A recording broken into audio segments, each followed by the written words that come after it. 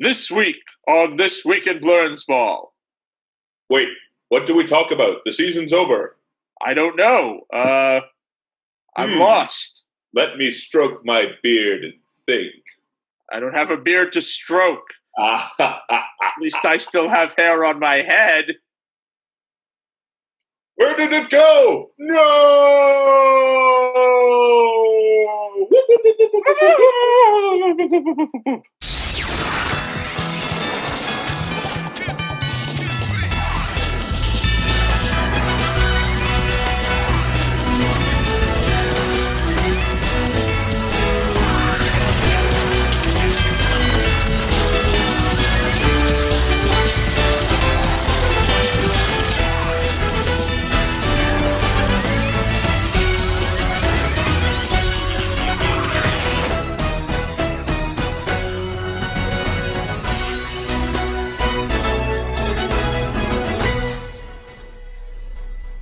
Welcome to This Week in Blernsball. No fair! You changed the outcome by measuring it. Relevant! Right? Turns out Professor Farnsworth is the curmudgeonly 160-year-old man that this country needs. And by this country, I mean Canada. Yes. I am your co-host, Ben Bloom. With me, as always, is co-host, executive producer, and new puppy father, Jacob Morris. Yes, the puppy as well. Unfortunately, people did not get to see the puppy because we had video issues last week. So we promised YouTube of the puppy, and then there was no YouTube of the puppy. I'm very, very sorry. He's napping right now, but he might make an appearance this week. We'll see how he's doing. So we committed the first lie ever perpetrated on the internet. Yes, the first lie. And I'm incredibly sorry for introducing lying to the internet because we've all seen how lying on the internet has just snowballed since our lie last week. Yeah, and from the bottom of our hearts, our bad. Yeah, we're very sorry about that. We're very sorry about that. An eventful week for baseball, in addition to an eventful week in the universe. Yeah. Guess who's back? Guess who's back? Who's back? Alex Cora's back! Yay! Not innogultycent. Exactly. That holds up in court, allegedly. Allegedly. And the Red Sox just snuck in that announcement right when everyone's attention was elsewhere, and it was perfect. It was exactly what you'd expect from this year in the Boston Red Sox. Yeah. Morale boost, though. Could it be a sign that, hey, the guy, this means maybe Jackie Bradley Jr. stays, maybe, morale in the clubhouse is better, maybe potential free agents come? Does it all hinge on this one return? I say yes, but I'm biased. You are very biased. Now, look, he was definitely the best manager option for them out there. Mm-hmm. They didn't want to get rid of him in the first place, but they kind of had to. And the question is, he did his time for the crime. Rhyming, geez, I have puppy brain. Rhyming was not intentional there. Rhyming. He did his time. But, it's not the best optics for them. Who cares about optics? They traded Mookie Betts. They can only go up in terms of optics. And I'm thinking that Cora, he's had a Rip Van Winkle type of deal. They put him in cryostasis for a year. He's like, hey, guys, great to be back. Hey, Mookie, where's Mookie? I want to say hi to him. Oh, we have something to tell you. Whoops. This is Kevin Pillar. He's the new Mookie Betts. He's not Mookie Betts. No, this is ridiculous. Let me talk to Price. Price will know what's happening. So about that. Guys, this is absolute bullshit. Let me talk to Wardo. Let me hug Wardo. No. What about high-fiving Chris Sale? Ooh. Well, nobody ever wants to high-five Chris Sale. He might stab your jersey with scissors. Or just you. Yeah. All right, this is ridiculous. Here, just let me get JD Martinez's iPad. Him and I can go over some shit. It's a different world. It's really been a year. It's like going up to space, and you leave from St. Petersburg. You leave from Leningrad and you come back to St. Petersburg. You're like, what is the happening? What is the happening? Yeah. what really surprised me is John Henry was not at the press conference where they introduced him. He hasn't made a public appearance since February, it turns out. I mean, first thought is you hope it's not health issues. And provided it's not that, he's ducking the media. He's fucking ducking them. Yeah, that's what I'm thinking. I mean, it doesn't seem like it'd be health issues. He's been a relatively healthy guy. In baseball ownership terms, he's relatively young. Mm-hmm. And then it looks like he's ducking the media. Yeah. There's no other way to put it. Well, the Red Sox pennant is still hanging over my whatever shoulder this is, so bought and sold. Left? I think that's your left. And can we talk baseball sports memorabilia for a second? Sure, let's talk sports memorabilia for a second. I mean, of course, great to have Cora back. Optics, will it change everything? Yeah. I mean, but in terms of baseball memorabilia, like, we want to own everything the players own and feel like a player in every sense of the word, like jackets, hats, like socks, even the Krusty Brand pregnancy tests. Yes, the Krusty Brand pregnancy test. May cause birth defects. But I have to say, my girlfriend gave me the most badass birthday gift. A proper Red Sox, like, travel shoulder bag. Like, so I could travel like one of the players. You can travel like a Red Sox. That is an awesome birthday gift. And happy birthday, by the way. Oh, wasn't fishing, but thank you. Yeah, I probably should have done that off pod, but yeah, all good. And yes, inside the bag was a Red Sox sweatshirt because, travel like one, you gotta look like one. And so I think it's now safe to say that I have surpassed the 1/3 of my wardrobe as Red Sox apparel. I'm at a solid 45% of what I own is emblazoned with a Red Sox logo. So at what point are you going to just be able to walk up to the equipment manager's office at Fenway and they'll just think, yeah, this guy belongs here. Look, he's wearing all the stuff. I think I'm getting very close. Some of the things I don't have, the Red Sox office chair. Not sure why I would need one, but they exist. They do exist. The Red Sox mouse pad, again, who uses mice anymore? But they exist. Red Sox license plate covers. Couldn't find a nice one. Yeah, the MLB license plate covers are not great. I know, right? And so that was a letdown. So that's what's keeping my numbers down. But still, you got to get those numbers up. I feel like, what is the next step? Like a Jimmy Fun tattoo? Like, I feel like that would be inappropriate and yet super appropriate. Yes, it would. So in other news this week, the sale of the Mets officially went through. So Steve Cohen owns the Mets now, and fired everybody in the front office. Yes, he did. Brody Van Wagenen is gone. So many other people are out. The Mets are trying to get their shit together, and they could be a player for real free agents. Yeah, they absolutely could, and that's good for baseball to have two big players in their biggest media market of New York competing for free agents, try to buy in the best guys, driving prices up. That's good for the players' union, and that's good for baseball, that you have the two premier teams in the league both going for it, spending a lot of money. That's a good thing to have. Absolutely, and it makes the NL East even more exciting than it already is, because you have the Braves, you have Atlanta, who's a great young team. You have the Phillies, who still have Bryce Harper, could still conceivably have JT Realmuto.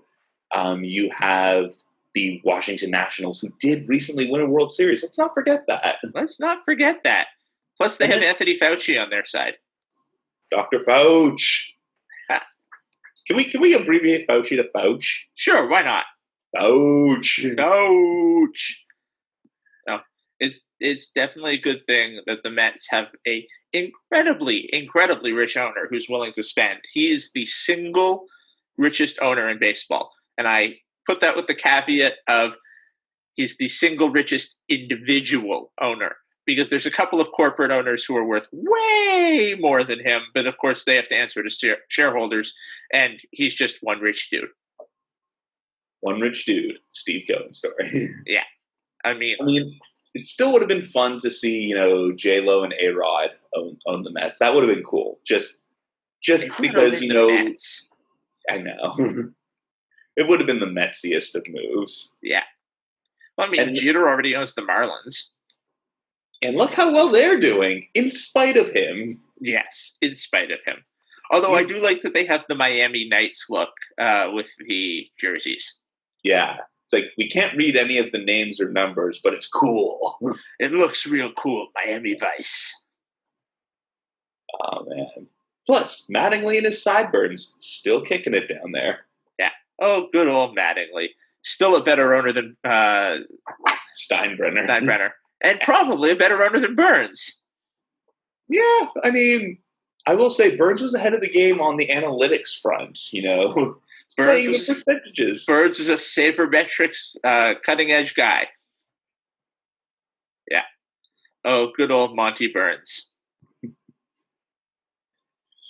Remember on the Who Shot Mr. Burns Part 2, where they go to Tito Puente's club and they have the song, this may not surprise you, but no, I despise you. Yeah. Tito Puente. Burns. Stuck in my head always. Yeah. Oh, great song. Also, but they got Tito Puentes to do 2 episodes of The Simpsons. And yes, denying Tito Puente a job at Springfield Elementary is just grounds for shooting Mr. Burns. Yeah. Look, everybody had motive. Yes. So, of course, it was the baby. Of course, yeah. Stupid baby. It's like stealing candy from a baby. Bang. And now that expression is no longer used. Yes, exactly. Now, we had our first actual signing of free agency this week. Yes, we did. The Blue Jays brought back Robbie Ray, or Robbie Ray Cyrus, as he's known around these parts. 1 year, $8 million. A nice value signing. Ben, his eyes have gone very wide. $8 million. Yeah. I did not read the fine print. I thought it said 800,000. I'm like, okay, that's fair. No, not 800,000. 8 million. 8 million. For a middle of the road starter. He's a starter? Objectively speaking, yes. Although I think that they aim to use him closer to the bullpen. Okay. It's 8 million Canadian, right? Which is about 75 American cents. Yeah, okay. Let's just be clear. I'm not being incredulous on purpose. I'm just genuinely increduled. If you look at what his numbers have been over the past few seasons, remember, he's only a couple of years removed from being an all-star. And it's what he'd have gotten in arbitration. He was arbitration eligible. All right. So when you say the real numbers, that's still a lot of money. Yes, but baseball salaries are ridiculously inflated. Yeah. Apparently hockey players, they get a double-double and a 6 box of Timbits, and that's their per diem. Yeah, pretty much. $8 million is back of the rotation starter in baseball or the best player in hockey. Yeah, that's ridiculous. Yeah, it really is. It also makes sense because, the NHL can take a hike for all intents and purposes, but yeah. Yeah. But also, it's a signal to the market that the Jays are willing to play this season. And that's a scary thought because a certain outfielder who I have deep affection for could end up as a Blue Jay. Yeah, well, apparently the Jays are looking pretty seriously at Jackie Bradley, George Springer, and Andrelton Simmons. Wow. The Dutch master making his way over to Toronto would be something. That's the puppy whining, and that means he has to go to the bathroom. So I'm going to take a pause here, and we'll cut back into the episode in a minute. Yep, sounds good. And we're back from the puppy poop break with a new guest, Ampersand the puppy. Hello, Ampersand. Can you say hello to the people? No, he can't. No, not much of a talker, this one. I mean, like most of our guests, I mean, we've had some illustrious guests over the year, but this one is by far the fluffiest. I don't know. The Philly Fanatic? Do we have to do a side-by-side comparison of the Philly Fanatic and your puppy to determine fluffiness? That's fair. I'd say the Philly Fanatic is more fuzzy than fluffy. Yeah, I mean, there's a distinct delineation between being a fluff ball and a fuzz ball. Yes, and the Philly Fanatic is definitely the fuzz side of that, as opposed to the puppy who's on the fluff side of that. Oh, he is trying to lick my face. Oh, he's got the wire. That's not good. He's got the wire. Uh-oh. Technical difficulties. The dog is pulling the cord on us. No, we don't chew that. No, we don't chew. No, we don't chew that. No, that seems like a bad place to chew. For those of you who are listening right now, this is great entertainment. It's lobstertainment? That's lobstertainment. Is the bread free? We'll split an order. Oh, he thinks he's people. He does think he's. He thinks he's more. He thinks he's podcaster. Ooh. Seriously. This is fantastic audio entertainment. So, Andy, what are your thoughts on this year's AL and NL Rookies of the Year? Because since the puppy is a rookie, that's a perfect segue into Yes, it is. Last night's announcement. Well, I can do the announcement while you... yes, you do the announcement. You're sure a good puppy. I think he's going back to his playpen because he's trying to bite me on the nose. Oh, dear God. All right. You deal with that. I will start reading off some information about our AL and NL Rookies of the Year. So, while Jacob attends to fatherhood, Brewers right-hand reliever Devin Williams and Mariners center fielder Kyle Lewis were named the National League and American League, respectively, Rookies of the Year. And it was a pretty tough rookie class this year. You know, all three nominees were deserving, but really, you know, like, Williams was a key part of that Brewers bullpen, and Kyle Lewis, I mean, like just a shutdown center fielder for Seattle. And again, truncated season, both of them have exciting futures. And, you know, now, like for a year like this year, seeing these award winners, like, okay, now I know where to look in 2021 to see how these young men follow up on their award-winning seasons. Yeah, no, I definitely agree with you on both of those counts. Not that I am just agreeing because I didn't hear what you said because I was putting the puppy in the playpen. No, it was. I believe that both of the award winners are well-deserved. It was a little non-traditional, shall we say, to see a reliever, and especially a non-closer reliever, win a Rookie of the Year. But he was just so dominant out of that bullpen. He's the first. He's the first reliever ever to have more than 6 strikeout to walk ratio. That's better than Aroldis Chapman when he won Rookie of the Year. That'd be 7 or 8 years ago now. More than that. But he was absolutely dominant in that middle relief role, that kind of shutdown guy role. And like you said, in Seattle, he was a terrific center fielder, anchored their outfield. It's kind of hard to believe we're now a year away from Randy Arozarena winning the Rookie of the Year award. Yes, which is incredible because he's Ken Drydening all over the place. Like, it's pretty amazing. Yeah. He was nothing. He didn't even qualify for rookie qualification this year, and then blew up in the playoffs. That was like the most incredible like postseason performance either of us have seen, I think it's fair to say, in a very long time. Yeah, I can't think of anything quite like that.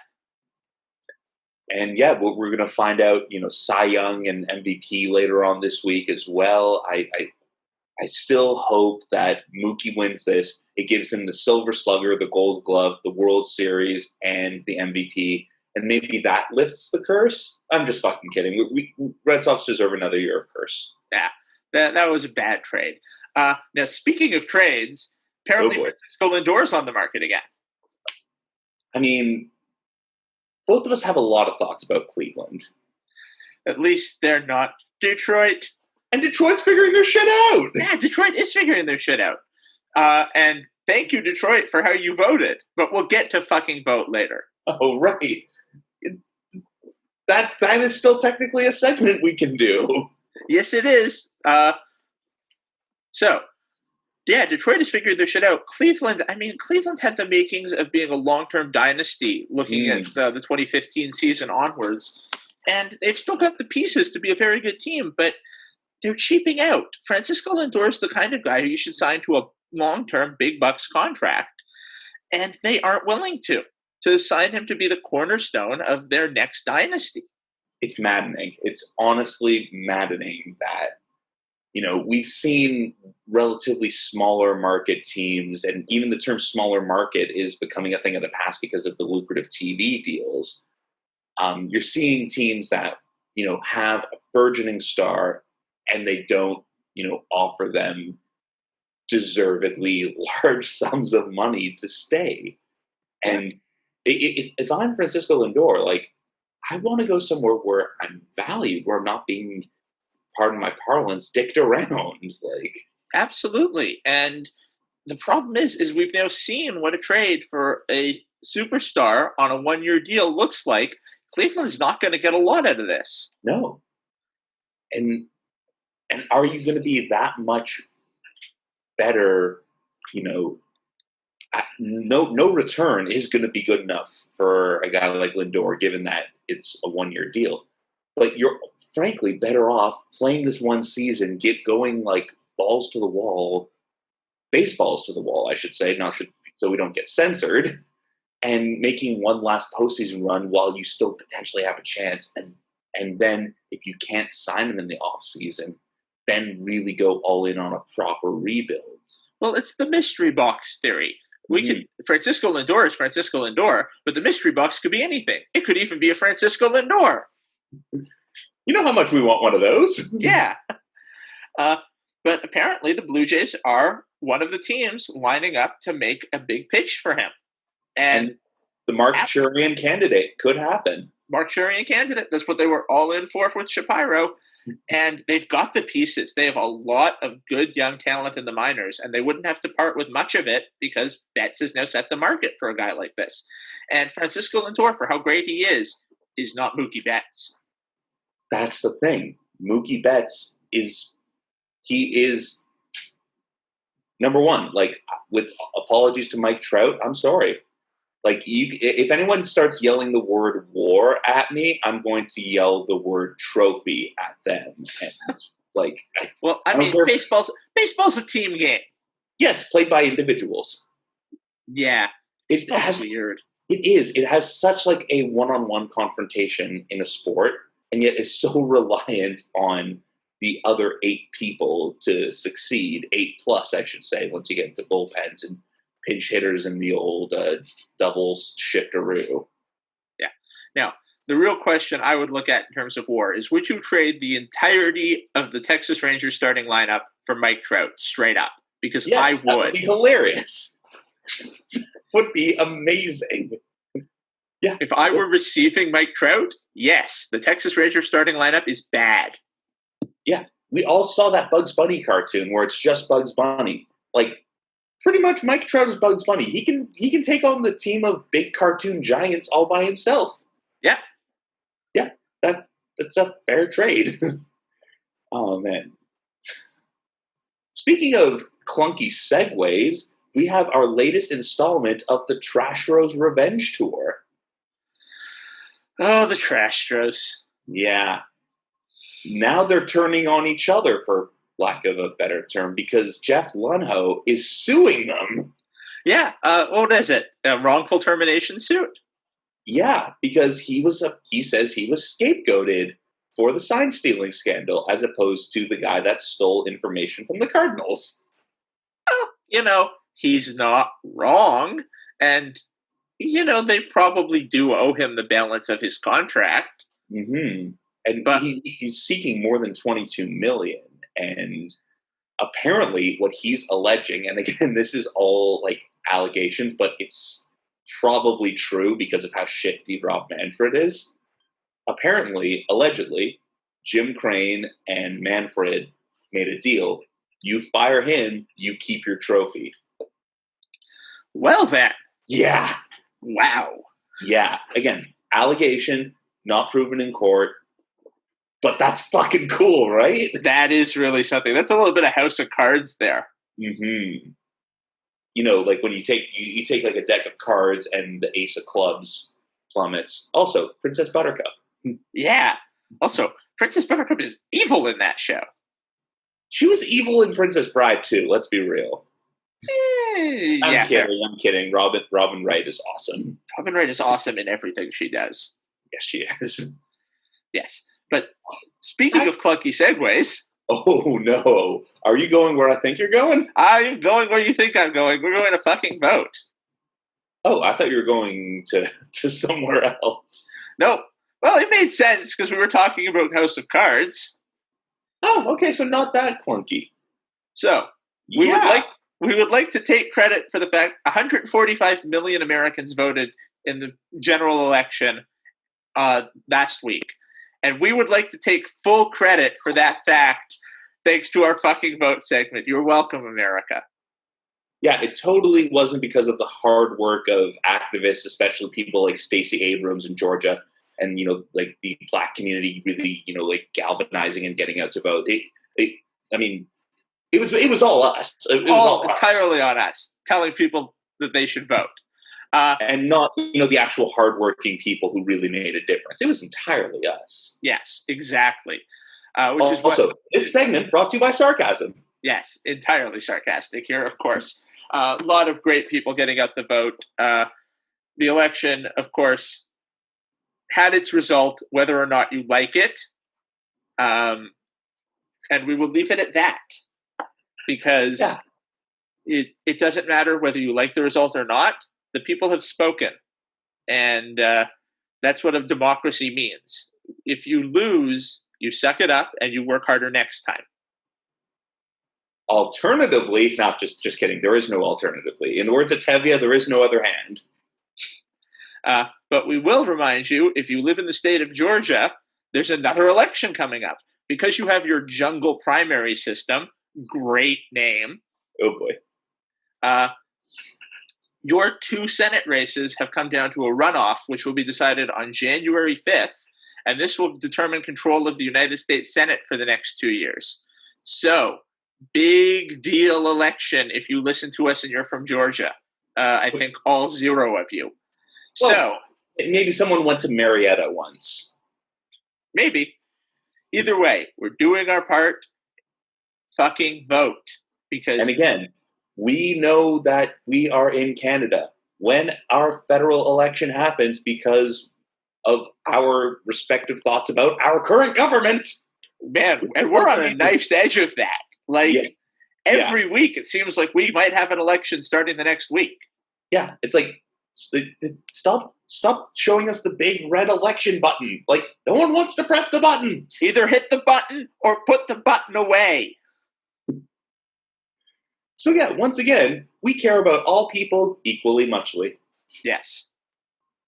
Equally muchly. Oh, man. I like how the Nationals right away invited Biden to go throw out the first pitch at their season opener. Yeah, that was funny. Well, the learners are a cool family. They are. It's like how they got, and he might even have an audience this time. Yeah. Unlike Dr. Fauci.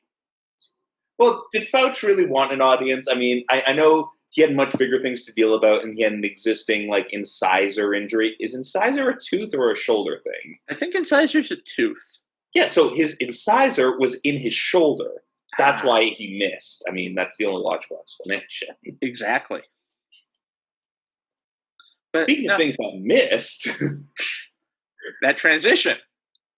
And also Tony La Russa's DUI arrest. What the fuck? I mean, he had that arrest before he got hired. Mm-hmm. And the White Sox were apparently aware of it.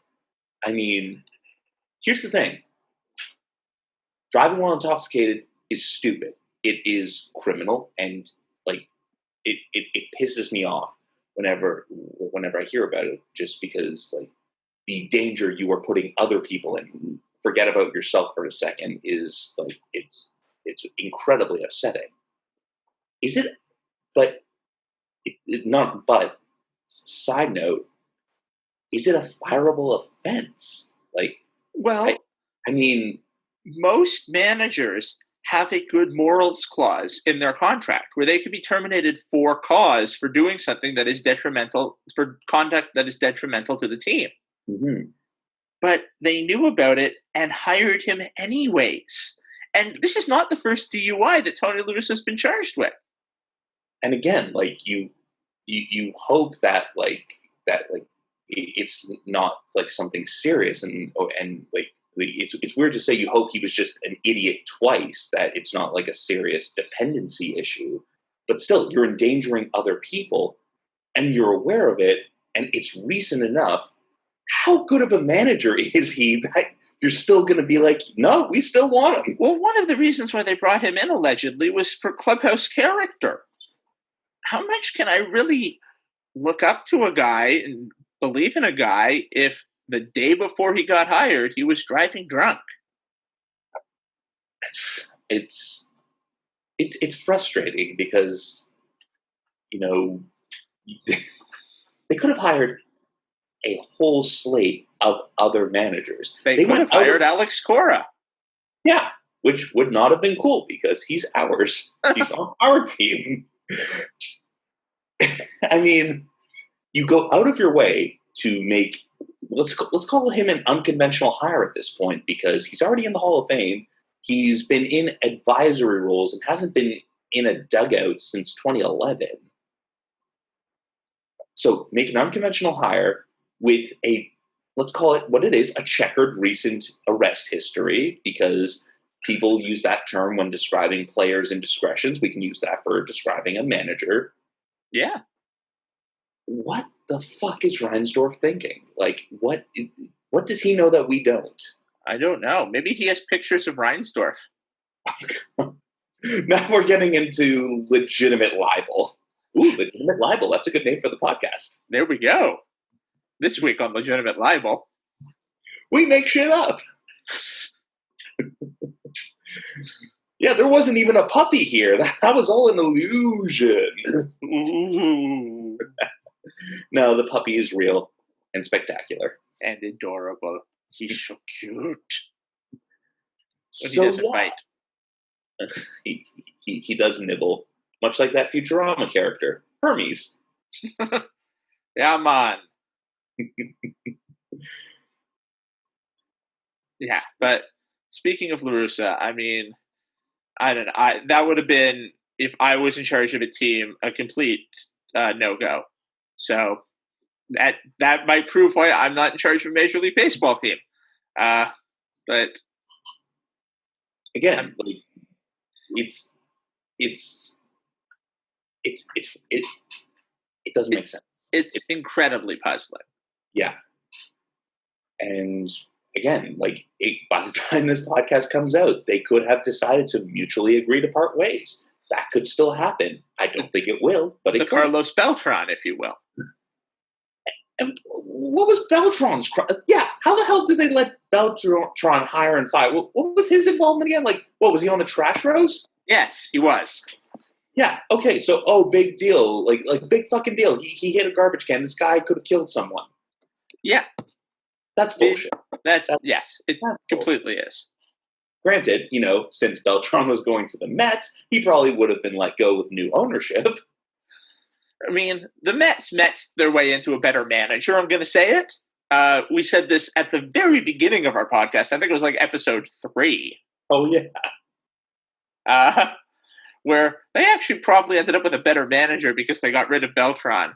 And that is such a Mets thing to happen. Yeah, they fail upwards like no one's business. Although, maybe under Cohen, that'll all change. Who knows? It's a new day in Flushing. No, they're going to move to Albuquerque. For I am the mayor of Albuquerque. Awesome. But yeah, so again, we give a lot of shit to the Astros for their baseball crime. Remember, people do actual bad things and aren't given as much shit. So have some perspective. Yes, have some perspective. Tony La Russa, don't drive drunk. If you need help with any sort of substance abuse problems, there's all kinds of great programs. I'm not going to push one over any of the others. Yeah, but and again, if you're a listener and you need help, go get the help you need.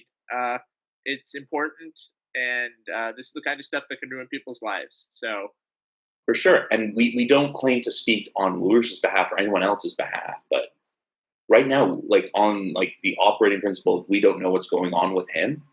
Still, don't get behind a fucking wheel. Like, yeah. That is one of, like Ben said, it's one of the most dangerous things you can do because you're putting other people at risk. Mm-hmm. So, and with that, our after school special has wrapped up neatly. Again, we goof around a lot on the podcast when we have to get, when we have to, have a very special episode, we'll do that. But again, that's who we are. Like, not every every conversation has its ebbs and flows and its different components. So, if you don't like us at our this, you don't deserve us at our that. Very well put. So, last week we lost Sean Connery. Yeah. This week we lost Sean Connery's nemesis, Alex Trebek.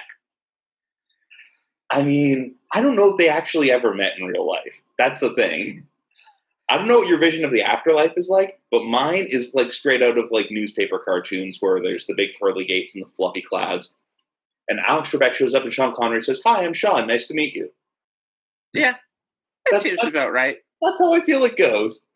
But, for so many... Burt Reynolds is also there. Yes. Yeah. So, again... He went to the great game show in the sky. Yes. And, again, ubiquitous host of Jeopardy, just an ever-present person in so many people's lives. I mean, I was in a fantasy baseball league a couple years ago. The commissioner ended up making it onto Jeopardy. That's awesome. Yeah, I mean, and again, highlight of, would be anyone's highlight of their life. And you hear, these, stories about, Alex Trebek's, kindness, his, generosity, and just, again, he was in media so far back, he was doing highlight reel clips of the 1967 Stanley Cup playoffs. Wow. Yeah. I can send you he was the link around forever. Yeah. And again, he wanted to make Jeopardy the quiz show and have it be as entertaining as it was educational. And again, he succeeded in his goal there. I ran into him in an airport once, and all class. 100% class, thereby banning me from ever being able to appear on Jeopardy because I had a pre-existing relationship with him, but totally worth it. Hey, you will take that trade-off. Will I, though? Well, you have to. Yes, I have to at this point. And, yeah, I mean, no, just in a year where we're even more acutely aware of celebrities, passing away. This one also sucks. No other way to put it. They all suck, but this one really stings. And thankfully, we have Jeopardy games up till Christmas still starring Alex Trebek. So, which I think is again, the show said, as per his wishes, they want to keep airing the remaining episodes, which that seems like a Trebek move to do. Yes. Again, very classy, very much in his vein of what he would want. For sure. So shall we move on to the other half of the Celebrity Jeopardy equation and Sean Connery?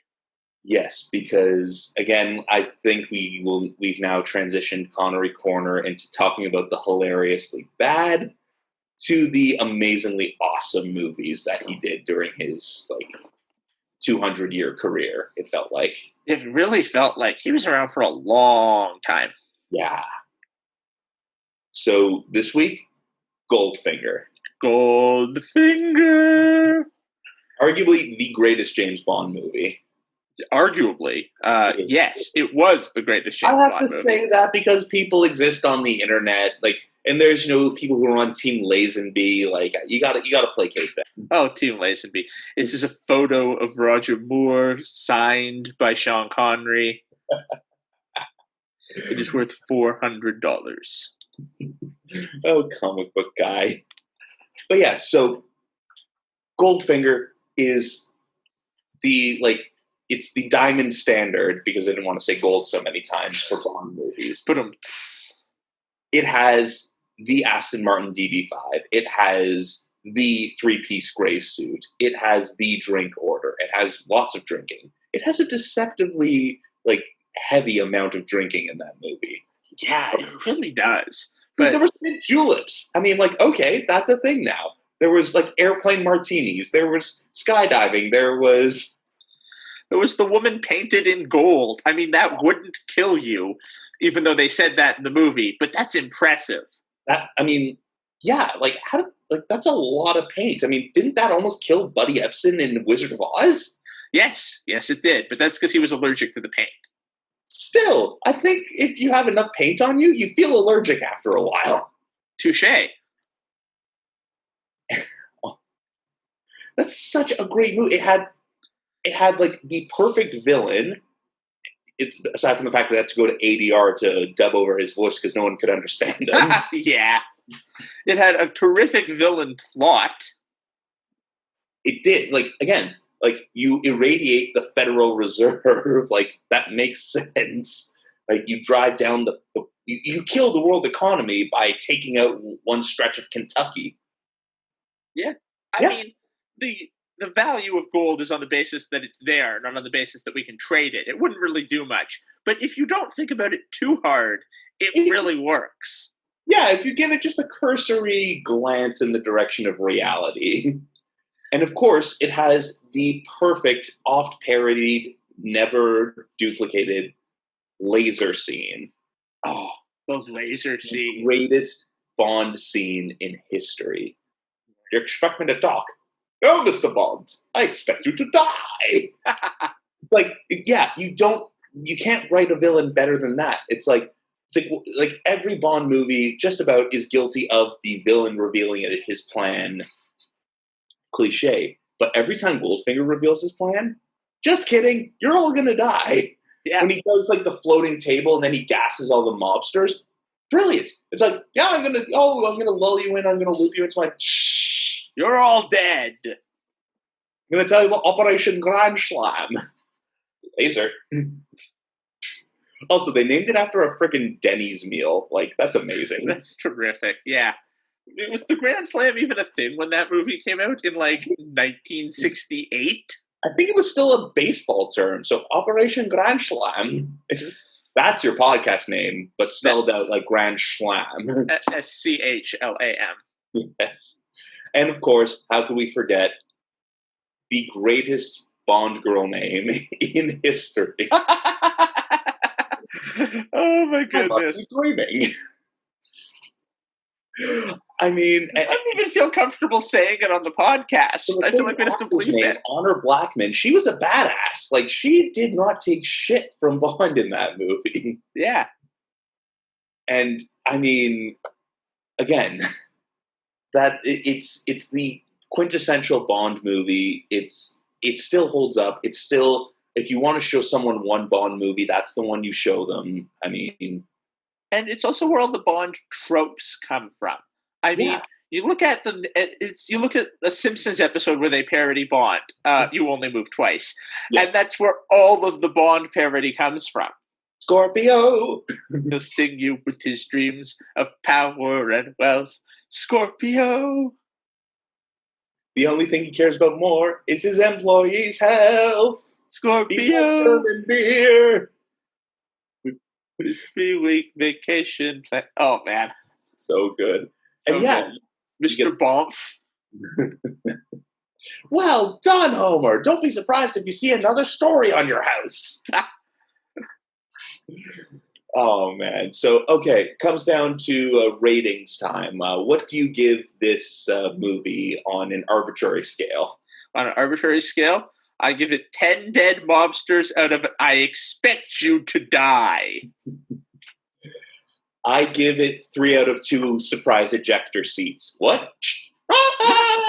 The ejector seat. The ejector seat was great. And my dad owns like a slot car track, and he got the Bond car. And on the slot car track, it has the ejector seat. That is awesome. Yeah, like you put in like a little like you put in like a paper clip, and when the car drives over it, it triggers the ejector seat and shoots out the henchman.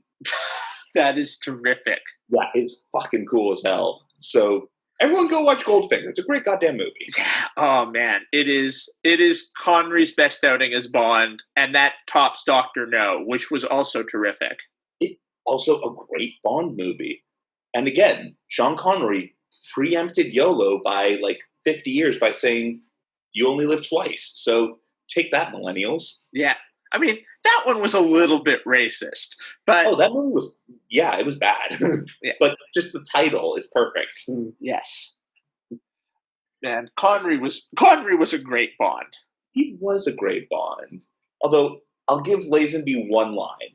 In the opening of On Her Majesty's Secret Service, where he looks in the camera and says, this is a lot easier for the other guy. Yeah. Where they acknowledge that James Bond is a code name by Lazenby. And he's Australian. You can't be Bond and be Australian. Oh, yeah? Yes. Lazenby didn't think so. Yeah. Never happened to the other guy. Although I do appreciate that allegedly in the new James Bond movie with Daniel Craig, they are continuing on the tradition of 007 being just a code name, and someone else will have taken over for Bond with the code name 007. Oh, right, because he's like retired? Who the fuck knows? That movie's never going to come out. I'm just going to put it out there. It really isn't. I mean, it's been bumped back by over a year at this point because, the world is on fire. Yeah, and, when the world's on fire, people can't do shit. Yep. So, shall we move on to our Futurama episodes of the week? Yes, we shall. You want to go first? Yeah, I'll go first, sure. I'm going with the tip of the Zoidberg. Ah, nice.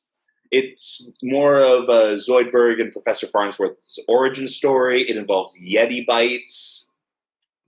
Was it Neptunian Yetis? And yes, that sound Neptunian Yeti sounds right. Something like that. And it has more Mom, who is an incredibly underappreciated character because she's so evil, but so wickedly funny. Yes, that's where we also find out, conflictingly to a different episode, that Zoidberg is a brilliant xenobiologist. Because in a different episode, we found out that his doctorate was in art history. So a little continuity errors, but, there's nothing wrong with that. He could be brilliant and have doctorates in multiple things. Or he could be eating cheese off of this boot. Why not both? Why not Zoidberg? And, of course, it has the death machine with that looks like a game of Mousetrap. So that they could all have some responsibility, but no one be entirely responsible for killing the professor. Oh, and of course the Mr. Sandman montage of Zoidberg trying to kill the professor. Ah, yes. Oh, classic. The finger puppets. All right, how about you? What do you got? I am taking Cyber House Rules. Oh, that's a good one. Is that Je suis Napoleon? Je suis Napoleon is not Cyber House Rules. That's the episode where the Insane Asylum episode. That's Insane in the Mainframe. No, Cyber House Rules is the one where Bender adopts the orphans so that he can get the $1,200 stipend from the government. We love you, Robot Daddy. And in the B plot, although I think that's actually the B plot line. And the other plot line is Lisa gets plastic surgery so that she can have 2 eyes. And then, the pupil falls off in one, and it's like, oh, I'll just go colors in Leela's other eye. Yeah. Oh, man, that's a nice episode. The Orphanarium episodes are always great. They are. But he sells the orphans back to the Orphanarium. Oh, man, it's heartbreaking, but it's funny as hell. Yeah. All right, which brings us to our classic game of the week. Do you have one for us to start? I do not. I Oh, forgot shit. to pick one. I have Puppy to deal with. Oh, right, and I have no excuse, but I was going to Google while you vamped. I was going to Google while you vamped. Oh, shit, okay. So, No classic game this week. This segment is canceled. all sports canceled. Ah! Futurama tie-in. Saved our asses. Yes. This segment is canceled. Goodbye. No. So I think that brings us to the end of the episode, unless you have anything else to throw in, Ben. No, I do not. I mean, I'm excited to see who wins MVP, who wins Cy Young, and for free agency to start, for my anxiety to go full-blown over losing more of my beloved Red Sox to other teams. Womp womp. And there's Such a no hard life. Mookie coming back. I know, right? Holding out hope. I mean, you could trade your whole team for him. So, reminder, you can follow us on social media. We're TWI Blernsball on Twitter and Instagram. We're This Week in Blernsball on Facebook and YouTube. You can also follow Ben and myself on Twitter. Ben is at Benjamin K. Bloom. I'm at JMS Morris. Mostly it's more of just the same from us. A lot of Futurama gifs and baseball jokes. And since the election's over, I'm significantly less political now. There you go, people. Does the puppy have social media yet? The puppy does not have social media yet, but he's going to get on there, and he'll be significantly more popular than either of us. And he will chew on your phone. He will chew on my phone. He chews on everything. Everything. I'm just blinking into the ether. Yes. And I think that brings us to the end of this week's episode. So for all of us here at This Week in Blernsball, I'm Jacob Morris. I'm Ben Bloom. Thank you so much for joining us. Farewell from the world of tomorrow.